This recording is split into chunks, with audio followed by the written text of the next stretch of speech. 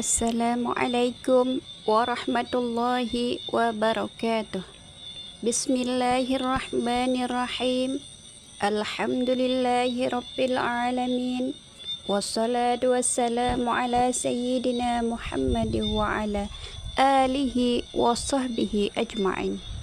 Allahumma salli ala sayyidina Muhammad wa ala ali sayyidina Muhammad. Sahabatku yang dirahmati Allah, senang sekali rasanya bisa berjumpa lagi di channel Tazkiyatun Nafs. Semoga dengan menyimak video ini senantiasa Allah memberikan rahmat dalam ketaatan, kesehatan, barokah umur dan bahagia dunia dan akhirat. Semoga yang sakit diberikan kesembuhan, yang rezekinya sempit dilancarkan, dan yang sedang terlilit hutang semoga Allah melunaskannya. Amin amin ya rabbal alamin. Allahumma salli ala sayyidina Muhammad wa ala ali sayyidina Muhammad. Sahabatku yang dirahmati Allah, pada kesempatan video saya kali ini saya akan menyampaikan tentang 3 surah agung yang diharuskan untuk dibaca sesudah selesai sholat maghrib. Keutamaan dari ketiga surah tersebut yaitu sebagai penghapus dosa, pembuka pintu rezeki, dan penolong di hari kiamat nanti. Membaca Al-Quran adalah salah satu ibadah bagi umat Islam yang mendatangkan pahala yang berlipat ganda. Rasulullah Sallallahu Alaihi Wasallam sangat menganjurkan kita umatnya untuk membaca dan mengamalkan Al-Quran setiap hari. Sebagian orang Muslim membaca Al-Quran setelah sholat subuh. Sebagian yang lain mengkhususkan waktu selepas sholat maghrib untuk membacanya. Lantas, apa surah yang dibaca setelah selesai sholat maghrib yang bisa kita amalkan? Berikut ini ada 3 surah yang bisa dibaca setelah selesai sholat maghrib. Yang pertama, Surah Al-Waqiah. Surah yang dibaca setelah sholat maghrib yang pertama adalah Surah Al-Waqiah. Hal ini sesuai dengan salah satu sabda Rasulullah Sallallahu Alaihi Wasallam yang dikeluarkan oleh Al-Haris bin Abu Usamah dalam musnadnya, Ibnu Sunni dalam Amalul Yaum wal Lailah, dan Al-Baihaqi dalam Syu'abul Iman dari Abdullah bin Mas'ud radhiyallahu anhu. Rasulullah sallallahu alaihi wasallam bersabda, barang siapa membaca surah Al-Waqiah setiap malam, maka dia tidak akan jatuh miskin selamanya. Meski demikian, hadis ini tergolong hadis yang lemah. Al-Imam Az-Zahabi radhiyallahu anhu mengatakan bahwa Abu Syuja', salah seorang perawi, adalah orang yang tidak dikenal. Imam Ahmad, Imam Abu Hatim Ar-Razi pun juga sepakat bahwa hadis ini adalah lemah. Terlepas dari status hadis tersebut, para ulama terdahulu banyak yang merutinkan diri untuk membaca surah ini. Imam Al-Ghazali mengatakan dalam kitab Fathul Qadir, wali-wali kita membiasakan membaca surah Al-Waqiah di hari-hari yang sulit. Kemudian yang kedua, membaca surah Al-Baqarah ayat 285 sampai dengan 286. Dikutip dari buku Rumah yang Dirahmati, Kiat-Kiat Menyusun Suasana Rumah karya El Nurin, Surah yang dapat pula dibaca setelah selesai salat maghrib adalah surat Al-Baqarah ayat 285 sampai dengan 286. Hal tersebut sesuai dengan hadis sebagaimana berikut ini.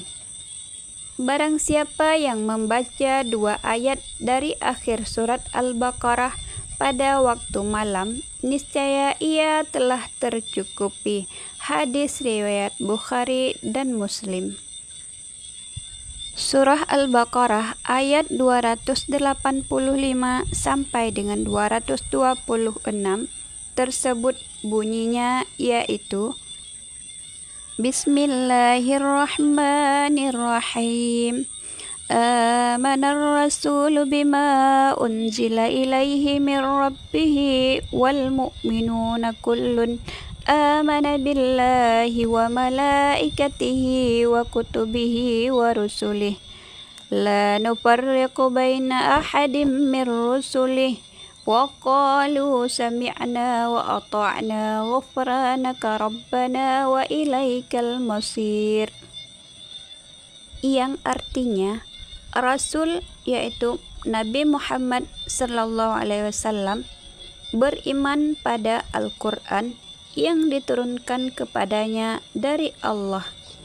Demikian pula orang-orang mukmin masing-masing beriman kepada Allah, malaikat-malaikatnya, kitab-kitabnya, dan rasul-rasulnya. Mereka berkata, kami tidak membeda-bedakan seorang pun dari rasul-rasulnya. Mereka juga berkata, kami dengar dan kami taat. Ampunilah kami, wahai Tuhan kami, hanya kepadamu tempat kami kembali. Kita lanjut ayat 286. Bismillahirrahmanirrahim.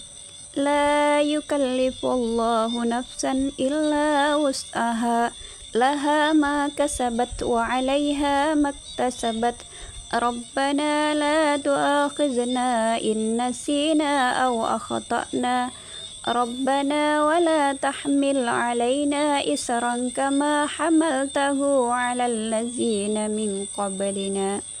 Rabbana wa la tuhammilna ma la taqata lana bih wa'fu 'anna waghfir lana warhamna anta maulana fansurna 'alal qaumil kafirin. Artinya, Allah tidak membebani seseorang kecuali menurut kesanggupannya. Baginya ada sesuatu pahala dari kebajikan yang diusahakannya, dan terhadapnya ada pula sesuatu siksa atas kejahatan yang diperbuatnya. Mereka berdoa, wahai Tuhan kami, janganlah Engkau hukum kami jika kami lupa atau kami salah. Wahai Tuhan kami, janganlah Engkau bebani kami dengan beban yang berat sebagaimana Engkau bebankan kepada orang-orang sebelum kami. Wahai Tuhan kami, janganlah Engkau pikulkan kepada kami apa yang tidak sanggup kami memikulnya. Maafkanlah kami, ampunilah kami, dan rahmatilah kami. Engkaulah pelindung kami, maka tolonglah kami dalam menghadapi kaum kafir. Kemudian yang ketiga, surah Yasin. Surah yang dibaca setelah selesai salat maghrib yang terakhir adalah surah Yasin. Hal ini sebagaimana diriwayatkan oleh Ibnu Hibban dalam sebuah hadis yang berbunyi, barang siapa yang membaca surah Yasin pada malam hari dengan niat untuk mencari ridha Allah, maka dosanya akan diampuni. Hadis riwayat Ibnu Hibban. Selain surah-surah yang sudah disebutkan di atas, alangkah baiknya jika kita seorang muslim juga mengamalkan surah-surah yang lain dan tidak mengkhususkan untuk membaca suatu surah, sebab seluruh surah ayat di dalam Al-Quran adalah kalimat yang baik dan juga mendatangkan banyak pahala bagi kita yang membacanya, juga yang mendengarkannya. Semoga bermanfaat. Wallahu a'lam bishawab. Sahabatku yang dirahmati Allah, hanya inilah yang dapat saya sampaikan. Bila ada kata yang salah dalam penyampaian, saya mohon maaf. Wassalamualaikum warahmatullahi wabarakatuh.